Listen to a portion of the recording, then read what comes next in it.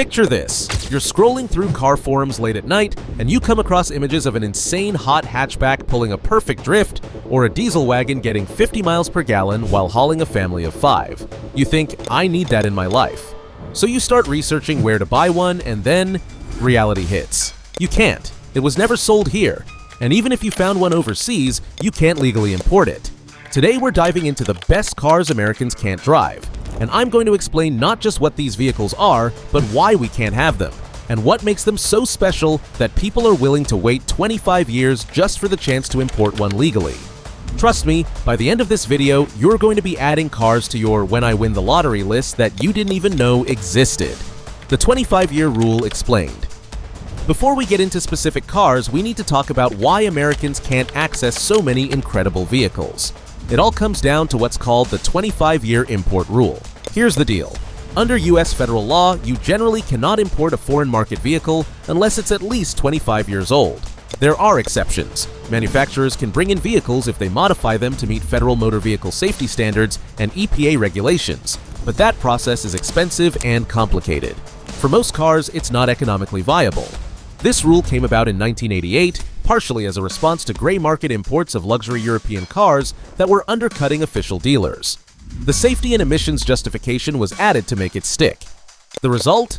A quarter-century waiting period before Americans can legally import most foreign market vehicles. Canada has a similar rule, but theirs is only 15 years. Australia recently reduced theirs. But America? We're stuck with 25 years, which means right now in 2025, we can finally legally import anything from the year 2000. So when I talk about cars Americans can't drive, I'm talking about modern vehicles, anything newer than 2000, that were never officially sold here and can't be legally imported yet. Some of these will become available eventually. Others might never make it because manufacturers crush them or they rust away before hitting that magic 25-year mark. The pain is real. Let's look at what we're missing. Renault Mégane RS. Let's start with a car that represents everything wrong with America's hot hatch options. The Renault Mégane RS, particularly the current Trophy and Trophy R variants. The Mégane RS is widely considered one of the greatest front-wheel drive performance cars ever built. We're talking about a car that holds multiple Nürburgring lap records for FWD vehicles. The Trophy R variant lapped the Nordschleife in 7 minutes 40 seconds. That's faster than a Porsche 911 GT3 from just a generation ago. Let that sink in. A front-wheel drive hatchback keeping pace with legendary rear-drive sports cars. What makes it special? Renault Sport developed a sophisticated chassis with all-wheel steering that makes the car rotate into corners with surgical precision. The current version uses a 1.8-liter turbocharged 4-cylinder making around 300 horsepower, but the power delivery and chassis dynamics are what matter. It has adjustable dampers, torsion-limited slip differential, massive Brembo brakes, and a manual transmission that's actually good. The Trophy R takes things further by stripping out weight. We're talking Recaro carbon bucket seats, no rear seats, polycarbonate rear window. It's a homologation special for the street, and it's absolutely mental. Why can't we have it? Renault pulled out of the US market decades ago and has shown zero interest in returning. They'd have to certify the car for US safety and emissions, set up a dealer network, provide parts and service infrastructure. It's not happening. The business case isn't there for them. What's particularly painful is that Americans have been begging for a proper hot hatch to compete with the Golf R and Civic Type R, and Renault makes exactly that car. But instead of getting the Mégane RS, we get nothing. The Golf R is great, but having competition would make everything better. The good news? The 2000 Mégane RS is now importable.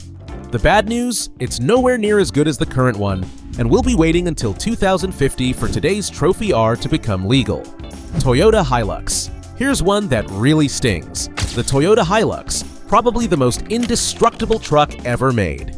If you've seen Top Gear, you know the legend. They tried to kill a Hilux by driving it into a tree, dropping a caravan on it, setting it on fire, submerging it in the ocean, and putting it on top of a building they demolished. After each torture test, they got it running again with basic tools. That episode became legendary because it proved what people in developing countries already knew. The Hilux is unstoppable. The Hilux is Toyota's global compact truck platform. It's sold in over 180 countries. Militaries use them. Aid organizations depend on them. They're the vehicle of choice in the Australian outback, the African bush, and South American mountains. They're so reliable that they literally become part of the infrastructure in remote areas. Current models are sophisticated too. You can get them with modern turbo diesel engines achieving incredible fuel economy. We're talking 35 to 40 miles per gallon in a truck. The latest generation has refined interiors, modern tech, advanced safety features. This isn't some bare-bones work truck anymore, though that's still available if you want it. So why can't Americans buy one?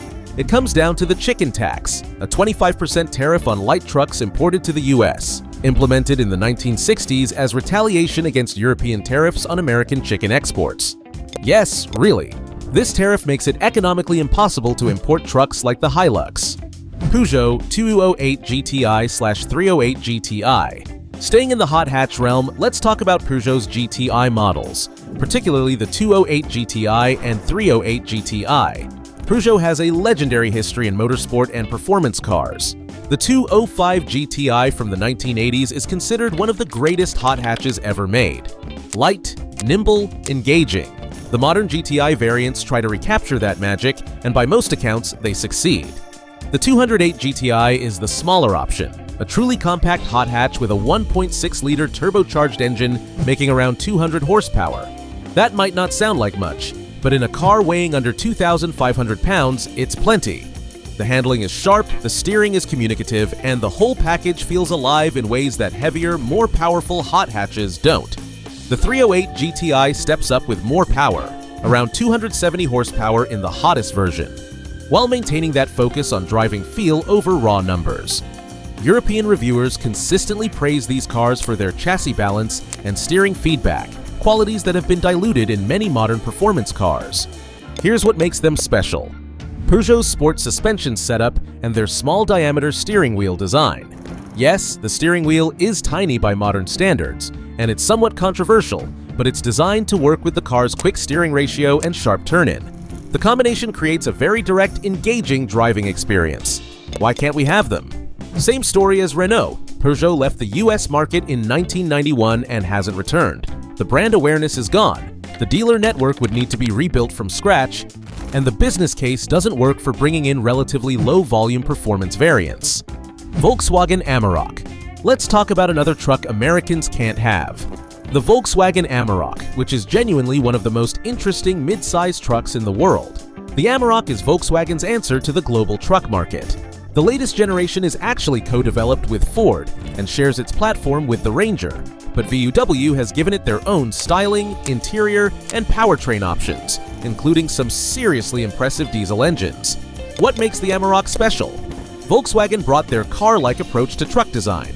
The interior quality is exceptional. We're talking soft-touch materials, excellent ergonomics, modern infotainment, and a level of refinement you don't typically get in work trucks. It drives more like a large SUV than a traditional pickup. The diesel engine options are where things get really interesting. In global markets, you can get an Amarok with VW's 3.0-liter V6 turbo diesel, making over 250 horsepower and massive torque, while returning fuel economy in the mid-30s miles per gallon. That combination of power, efficiency, and capability is unique. So why can't Americans buy one? Two factors. The chicken tax makes importing it economically impossible, and Ford, VW's partner on this platform, doesn't want the Amarok competing with the Ranger in the US market. Ford would essentially be competing with themselves, which makes no business sense from their perspective. Škoda Octavia VRS. Here's a car most Americans have never even heard of. Yet, it might be one of the best all-around vehicles unavailable here, the Škoda Octavia VRS. Škoda is owned by Volkswagen Group and uses many of the same components as VW, Audi, and Seat vehicles. The Octavia sits on the MQB platform, the same architecture under the Golf, Audi A3, and dozens of other vehicles. But Škoda's philosophy is simply clever. They focus on practicality, value, and smart features. The Octavia VRS is the performance version, and it's available as either a hatchback or wagon. You can get it with a powerful 2.0-liter turbo gasoline engine or, and this is the kicker, a 2.0-liter turbo diesel making around 200 horsepower. The diesel variant delivers Golf GT1 level performance while getting 50+ mpg on the highway. In the wagon configuration. Think about that for a second. A family hauler that's quick, handles well, looks good, and returns hybrid-like fuel economy without the complexity and cost of a hybrid system. It's the rational enthusiast stream car. Why can't Americans have it? Škoda has never sold cars in the US market. While they're huge in Europe, one of the continent's best-selling brands, they have zero brand recognition here. Volkswagen Group would essentially be competing with themselves if they brought Škoda to America, potentially cannibalizing Golf and Jetta sales. What's particularly painful is that the Octavia VRS wagon would be perfect for American buyers who want a practical, efficient, sporty family car. But instead of getting a diesel wagon that makes sense, the US market has to settle for SUVs and crossovers that weigh more, cost more, and drink more fuel. Alpine A110. Now let's talk about a genuine sports car, Alpine A110, which might be the most gorgeous vehicle Americans can't buy. Alpine is a French sports car manufacturer with racing heritage dating back to the 1950s and 60s. They disappeared for decades but were revived by Renault in 2017 with the Alpine A110, a lightweight, mid-engine sports car that's been universally praised by automotive journalists. The philosophy behind the A110 is weight reduction above all else. The car weighs around 2,400 pounds, despite being thoroughly modern with proper safety equipment and creature comforts. It uses a 1.8-liter turbocharged four-cylinder from Renault, making around 250 to 300 horsepower depending on variant, but the power-to-weight ratio and handling are what make it special. The driving experience is all about feedback and connection. The steering is hydraulic, not electric. The suspension communicates exactly what the tires are doing. The chassis balance is neutral and confidence-inspiring. It's fast enough to be exciting, but not so powerful that you can't explore the handling on public roads. Why can't Americans have it? Renault would need to federalize the car, certify it for US regulations, establish service networks, and provide parts support. For a relatively low-volume sports car, the economics don't work. Alpine sells a few thousand units per year globally, not enough to justify the cost of entering the massive US market. The tragedy is that the Alpine A110 is exactly the kind of driver's car that enthusiasts claim they want. Lightweight, balanced, focused on feel-over numbers, practical enough for daily use. But while Americans get another SUV variant, Europeans get one of the best sports cars of the decade. Land Rover Defender, rest of world version. Wait, the Defender is sold in America, right? Yes, but not all versions, and that's what makes this entry interesting.